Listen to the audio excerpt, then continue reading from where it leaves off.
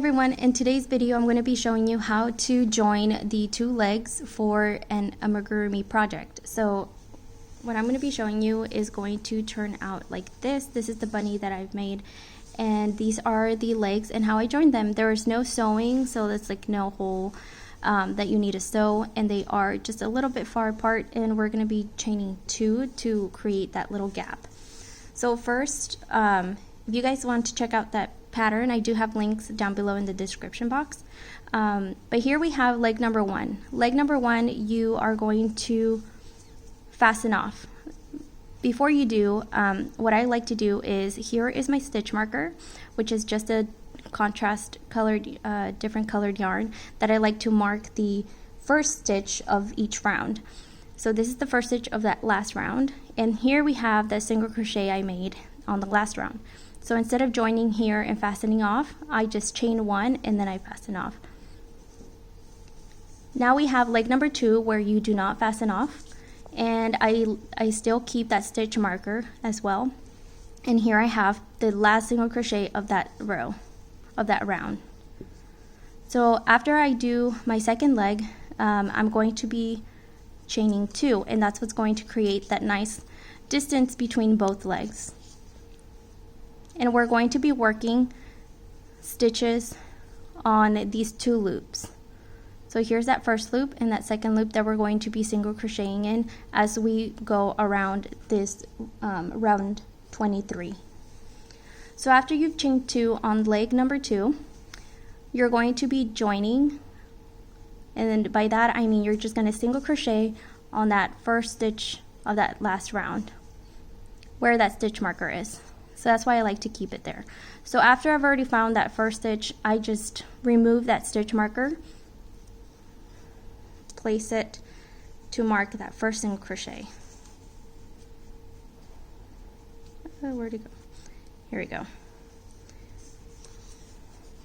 And that's just going to help because as soon as you do these two, it might create a little bit of a, might be a little bit hard to see which stitch is which, so I do like to use a stitch marker. Piece of yarn works great on these rounds. So now we have joined leg number two to leg number one by that first single crochet. So now you're going to count 18 stitches for that leg number one. So here's 1,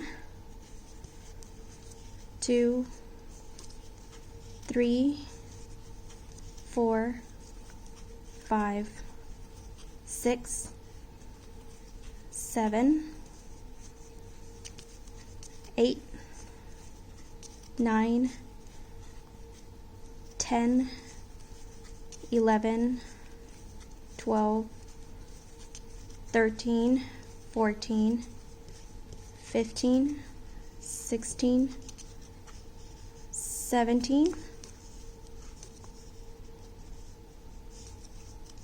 and 18. Here's the last stitch. And you can weave that in. So here we have the 18 stitches which goes around that first leg.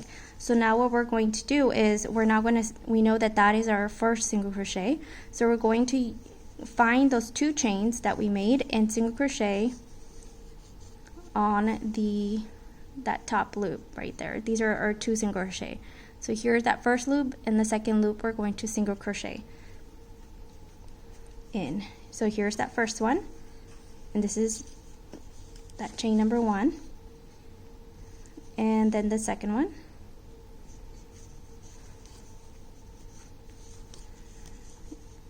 okay, and there is those two chains. So here is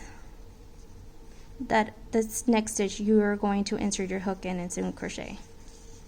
That's why I like these stitch markers and keeping them in those the first stitch of each round, so you know not to get confused of where to put your next stitch in. At this time you can go ahead and remove this stitch marker because we don't need it since we just need that first one. So now we're going to do 18 stitches on the second leg. So here we have 1, 2, 3, 4, 5, 6, 7, 8, 9, 10, 11, 12, 13, 14, 15, 16, 17, and we have 18.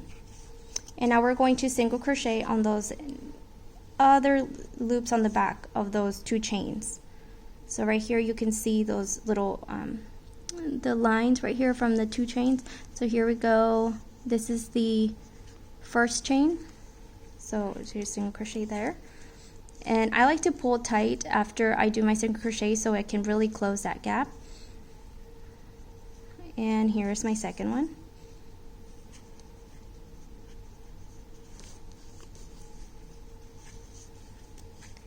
And that right there finishes round 23. So here you have already your legs joined. You can go ahead and finish weaving this in if you'd like. You can weave it in to close any gaps that there might be. Like right there, like so, that little gap. And then you go ahead and continue on round number 24. So you remove that stitch marker and you use it as a guide to help you with your rounds. And I do prefer doing the yarn under and then over method. I feel like this way helps my stitches be a lot tighter and close what you might get like as holes and help your amigurumi stay nice and neat. So that is how I join my legs.